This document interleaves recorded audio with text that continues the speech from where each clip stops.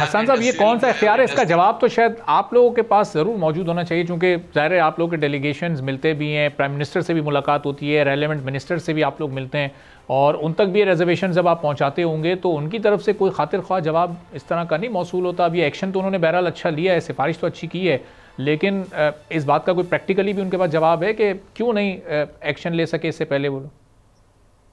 देखिए, हमने तो मुस्तफा कमाल भाई की क़यादत में जब हमने प्राइम मिनिस्टर साहब से और बाकी दीगर लोगों से मुलाकात की, इसमें मिनिस्टर साहब और चेयरमैन नाफरा भी मौजूद थे।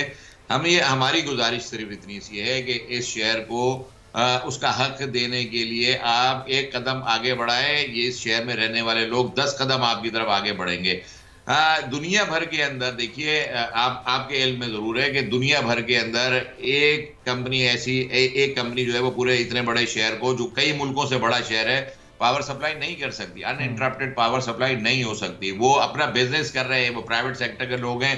गवर्नमेंट ने अपने शेयर 45% रखे हुए। आप ये जरा सितम तो देखिए कि कोई चेक एंड बैलेंस नहीं। अगर गवर्नमेंट के पास 45% शेयर के इलेक्ट्रिक के मौजूद हैं, तो क्यों नहीं गवर्नमेंट का कोई रिप्रेजेंटेटिव जाकर उस बोर्ड की मीटिंग में ये सवाल रखता, चाहे वो गवर्नमेंट किसी भी दौर की रही हो, उसके अंदर बोर्ड मीटिंग के मेंबर्स तो मौजूद हैं, क्यों नहीं इस शहर की आवाज बनते हैं? एमक्यूएम बन रही है, एमक्यूएम इलेक्टेड मेंबर्स बन रहे, बोर्ड के मेंबर्स तो नहीं है।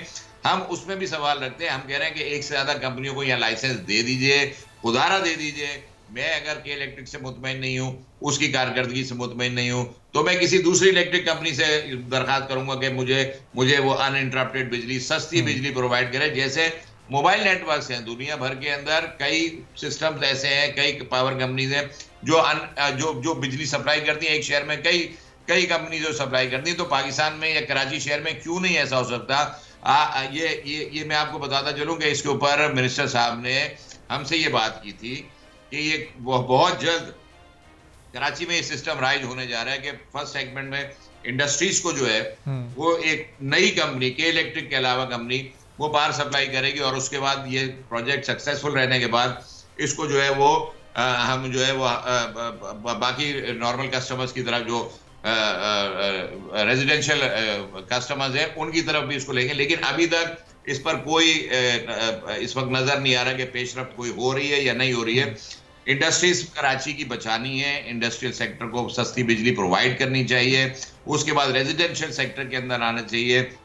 अवाम का इस वक्त जो है वो देखिए, अभी तो सर्दियों का मौसम आ गया तो बिजली की खपत तो कम हो गई। 28,000 मेगावाट पूरे पाकिस्तान में जरूरत थी बिजली की गर्मियों में, और 16,000 से 15 से 16,000 मेगावाट जो है बिजली चाहिए सर्दियों में। लेकिन अभी कैपेसिटी चार्जेस की मद में जो बचत हो रही है, 10 रुपए की बचत से कोई भला नहीं होने जा रहा, कोई 10 रुपए की बचत से कोई फायदा नहीं होने जा रहा। अब ये तो कैपेसिटी चार्जेस डेफिनेटली इनको कम करने हैं। लोगों, बहुत सारी कंपनी जो है वो अपने काम बिजनेस बंद कर रही है।